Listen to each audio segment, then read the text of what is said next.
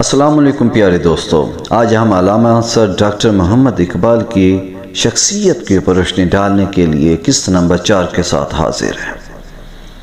اقبال نے آج کے جدید دور کو جس طرح بے نقاب کیا ہے، اس سے پہلے مغرب یا مشرق میں کسی فلسفی، مفکر یا صاحب بصیرت شخص نے مغربی تہذیب، سیاست، اشتراکیت اور سرمایہ دارانہ نظام کو اس طرح بے نقاب نہیں کیا۔ اقبال نے نظریاتی طور پر جدید مغربی تہذیب کی دھجیاں اڑا کر رکھ دی۔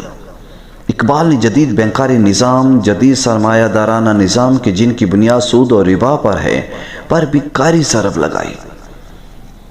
اپنی شاعری میں صہیونیوں اور فتنہ گر ملاؤں کو بے نقاب کیا اور اشتراکی نظام کی تو جڑ ہی کاٹ ڈالی۔ اشتراکی نظام حکومت کس طریقے سے انسانوں کو غلام بناتا ہے اور یہ کس قدر خلاف فطرت ہے، اسے اقبال نے واضح کیا۔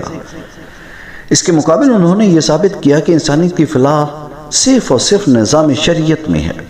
انہوں نے اپنی تمام تر سوچ اور فکر کی بنیاد قرآن پاک پر رکھی، حضور صلی اللہ علیہ وآلہ وسلم سے تعلق اور محبت پر رکھی۔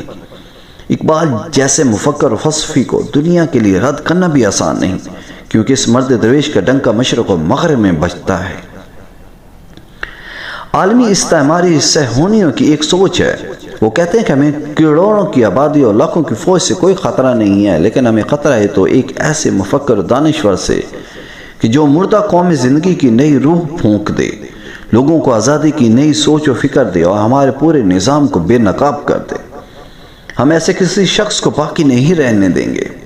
علامہ بھی ایسی ہی ایک شخصیت ہیں کہ جو کفر کے پورے نظام کے لیے خطرہ ہوتی ہیں۔ آج کلام اقبال کو اور ان پر کام کرنے والے دانشوروں کو قصداً نظر انداز کیا جاتا ہے۔ اسلام کے بارے میں واضح طور پر اقبال خود اپنی شاعری میں کہتے ہیں کہ مغرب کے نظام کو یہ بات اچھی طرح معلوم ہے کہ آنے والے وقت میں ان کے سامنے جو نظام اور نظری آنکھوں میں آنکھیں ڈال کر کھڑا ہوگا وہ اسلام ہے۔ چونکہ اقبال نے اپنے تمام تر نظریات کی بنیاد قرآن اور اللہ کے رسول صلی اللہ علیہ وآلہ وسلم سے تعلق پر رکھی ہے، لہٰذا اقبال کو جان بوجھ کر نظر انداز کیا جاتا ہے۔ فکر اقبال کو کسی جگہ پر وہاں نہیں چڑھنے دیا جاتا۔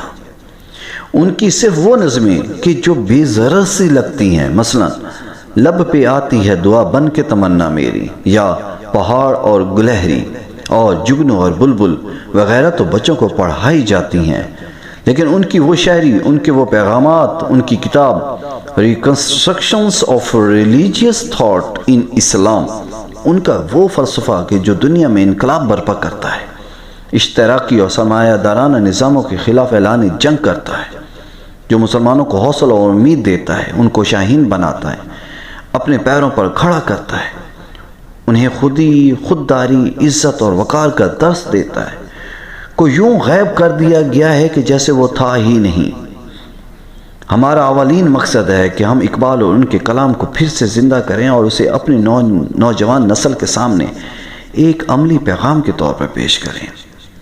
مسلمان قوم کو یا ہمیں بحیثیت ایک ملک کے اگر اپنے پیروں پر کھڑا ہونا ہے، عزت و خودداری کا کوئی سبق سیکھنا ہے، تو اس کے لیے ہمارے اوپر لازم ہے کہ ہم علامہ اقبال کی طرف رجوع کریں۔